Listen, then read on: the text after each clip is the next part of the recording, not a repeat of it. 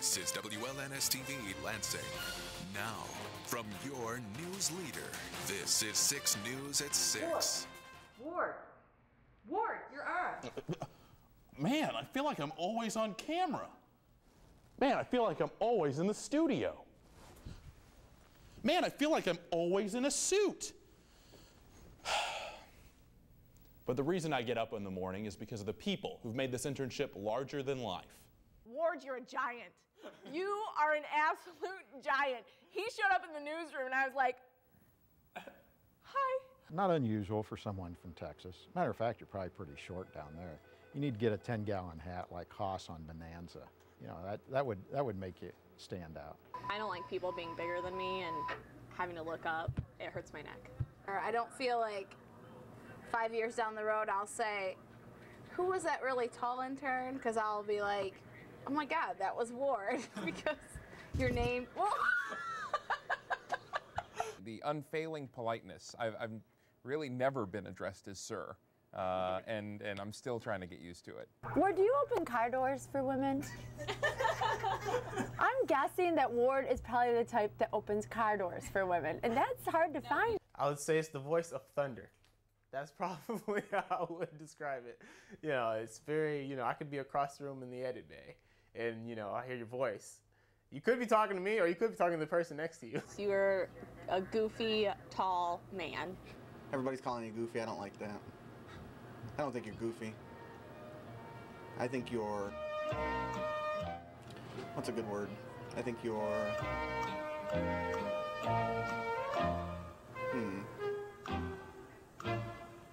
Goofy. You're goofy. This journey to become a better journalist began in March. I had to work my first Saturday in town because we expected a riot to break out after Michigan State lost to Butler in the Final Four. And Butler wins it! Butler's going on to the national championship game! People threw beer cans, got arrested, and I have to say, these Spartan fans were clearly caught up in March Madness. This is Sparta! And that kicked off my internship.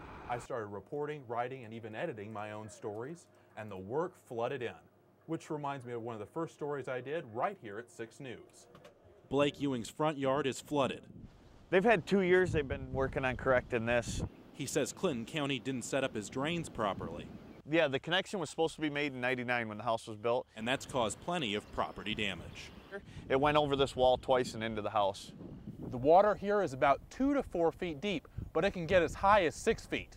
And after about 2 to 3 weeks, when all this dries, the grass underneath is completely destroyed. He states that we don't have a problem here. Ewing showed me what Clinton County Drain Commissioner Phil Hansis has said on the issue. Back in August 2009, he wrote there was no indication the drains were defective. Hansis is out of town, but he told me over the phone that I can't resolve everyone's issues. There is a certain legal procedure, the drain code, that I must follow. I'm concerned about water getting into someone's house. We've had the basement flood 3 times. Each time he stated that we wouldn't have the problem again. We've went ahead and corrected, you know, our problem in the basement. And with each flood, Ewing faces bills as high as $28,000. He wishes the county had been more honest with his fiancée before they moved in. For the Drain Commission to come out here and actually tell her that there wouldn't be a problem, and then for this to be what we're living with, I mean, you know, she wouldn't have probably purchased the house. Then they wouldn't be drowning in these costs. In DeWitt, Ward Goolsby, 6 News. Can you make this quick? I'm sorry that I'm not able to make it to your interview, but you know, as chief photographer, I'm a busy guy. Dave, aren't you literally 20 feet away in the photog's office? I'm sorry. During my 11 weeks here in Lansing, I've covered all sorts of stories, but one place I keep coming back to is right here at the Capitol. In fact, it's where I did my first live shot. Good afternoon. Hundreds of teachers from across the state are rallying at the Capitol today. They say they want more funding for the state's public schools. Ward Goolsby is live at the Capitol for the rally. Ward, how's it looking out there? Well, Evan, there are 600 school employees that are trying to teach lawmakers a lesson. They're saying they're tired of budget cuts, they're tired of teachers losing their jobs, and enough is enough. They've actually, as you can see right behind me, they're still here, they're still fired up. They've actually brought hundreds of postcards that they are planning to deliver to their local representatives and senators later today because they're hoping to fix this budget issue on the state government level. These teachers took to the streets because they've had enough of budget cuts and lost jobs. We have to stop trying to balance the budget on the backs of school employees. We've been doing it for 10 years now. We're still in a budget mess. It's time for something different. Enough is enough. 600 school employees from all over the state marched down Michigan Avenue to the steps of the Capitol.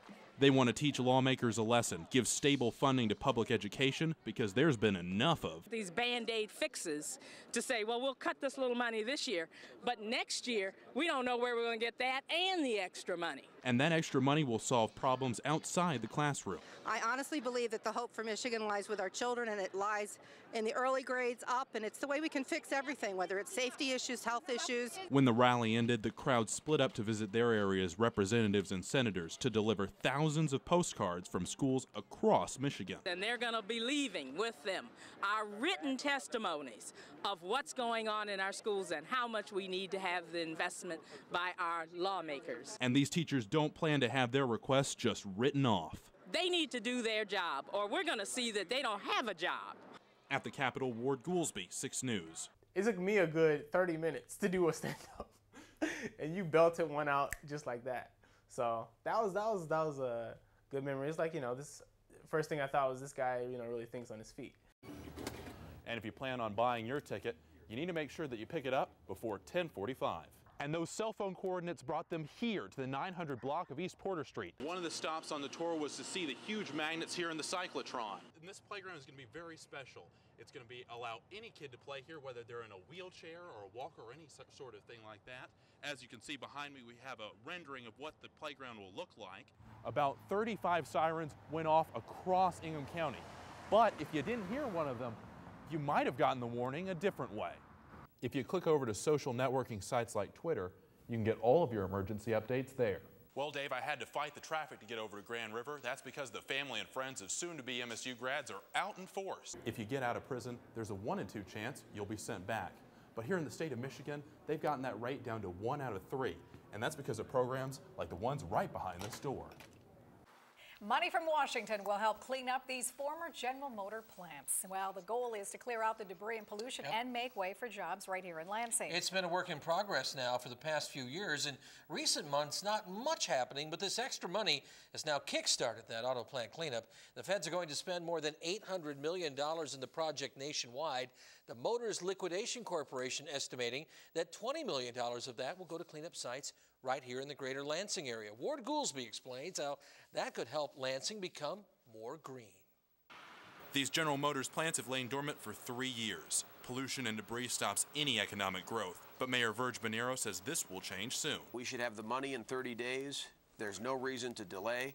I would suspect we'll start seeing environmental work out there this summer and fall. $20 million federal dollars will help clean up the Verlinden site in Lansing and the Lansing Craft Center and metal fabrication plant in Lansing Township. All this money will speed up the process that's been slowed down by the economy. And the price of scrap metals also slowed down significantly. When that happened, demolition slowed down. Major demolition began in 2008, and it just wrapped up a few months ago. But city officials say that if they want to clean up this mess, they're going to have to dig beneath the surface. Pavement is removed, and then all of the soils surrounding the underground storage tank are removed because they may or may not be contaminated. If they are contaminated, all of that stuff has to come out. And when it's all cleaned up, Lansing Township officials say new businesses can set up shop here, maybe as early as 2 years from now. I would like to see it create jobs. I don't think it will be anything like what we saw in the past with 2.5 million square feet of industrial use under one roof. That way, more green can rise from this rubble. In Lansing, Ward Goolsby, 6 News. When Ward's in the newsroom, everybody knows. The moment you step into the newsroom, Ward's here, everyone, we can all hear you.